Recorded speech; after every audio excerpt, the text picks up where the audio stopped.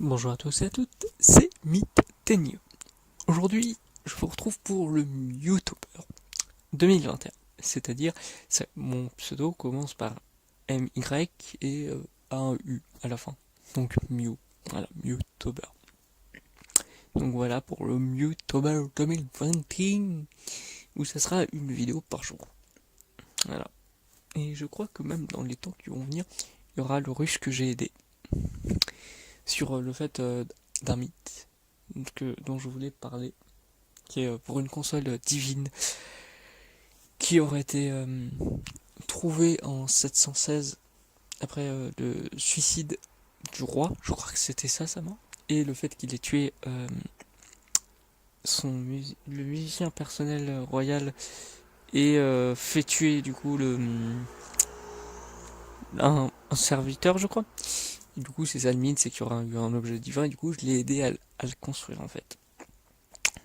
Si c'est un russe très sympathique, mais qui a l'air très très stressé quand il faisait des trucs. Du coup, je voulais faire de la pub pour lui. Il s'appelle Geek Pocket Digital. Voilà. Et normalement, je l'ai aidé pour sa prochaine vidéo, qui sera sur la GPD Winmax. Voilà. Je voulais tenir ça au courant parce que je trouve pas que c'est très intéressant de faire vraiment une vidéo où je parle de tout ça. Et donc oui, ça bouffe du temps sur cette vidéo, bien sûr. Mais c'est que le chapitre d'aujourd'hui, de l'histoire que je raconte, est beaucoup plus courte et de toute façon un mini lien. Parce que du coup, l'histoire que je raconte aujourd'hui se passe un an avant ce qui s'est passé avec le roi et tout. Si je me souviens bien, ça s'était passé en 716. Il y a plus de 4 siècles. Ouais. Et du coup, justement, là, bah, l'histoire que je raconte moi, c'est, comme j'ai dit, un an avant. Donc en 715. Et du coup, bah, et c'est du coup en Russie. Du coup, vous voyez, tout se relie, j'aide en russe, il n'y a pas de faille. Non, je pense qu'il est bien, mais que je préfère essayer de comprendre d'où vient son stress. En tout cas, du coup, j'explique aussi que oui, du coup, là c'est un loup que vous voyez, parce que effectivement, le premier chapitre s'appelle loup. Les mots ont été choisis par des amis à moi, donc j'ai demandé à chacun quels sont quels sont les mots qui sont choisis, et du coup c'est des mots complètement au hasard de l'histoire que je vous raconte. Voilà. Du coup oui, c'est de la fiction, hein. À moins que je sois un personnage fictionnel moi-même, bah, et du coup ça pourrait être réel, mais non.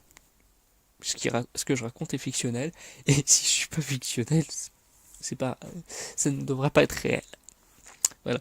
Je suis pas un historien ni rien, je ne suis que quelqu'un qui préfère raconter des trucs horrifiques. Par exemple, justement, les appareils que construit Geek Pocket Digital, de base, je voulais rendre ça mystique et tout, et en disant que c'était chinois, mais je crois que finalement, bah, du coup, là, ça devient russe, et c'est peut-être divin, on ne sait pas.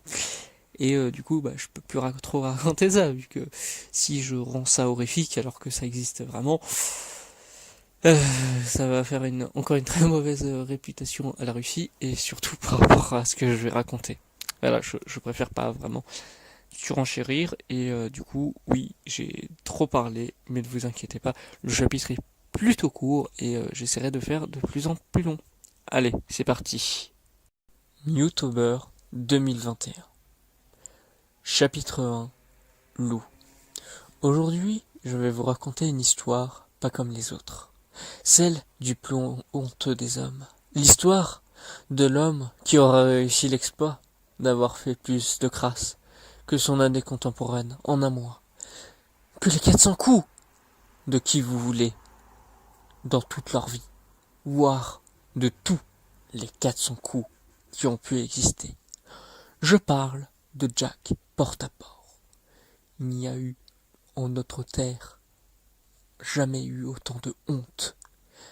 Il n'y a jamais eu autant de massacres. Il n'y a jamais été dans son cœur, dans son âme ou dans son corps autant peu de compassion. un monstre, une brute ou un loup pour certains. En plus d'avoir fait les crimes les plus punis de notre histoire, il aura réussi à être au-dessus de tous ses ennemis et de créer des crimes d'un nouveau genre, comme les crimes psychologiques, qui ne sont nés que de lui. Il a réussi aussi de s'autogracier plus d'une fois.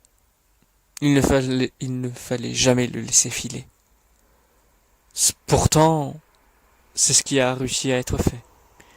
La justice des années 1861 à, au, au tout début du XVIIe siècle, en 1900, en 700, en 1600, on cherchait à l'arrêter, ou ce qui le maintient en vie.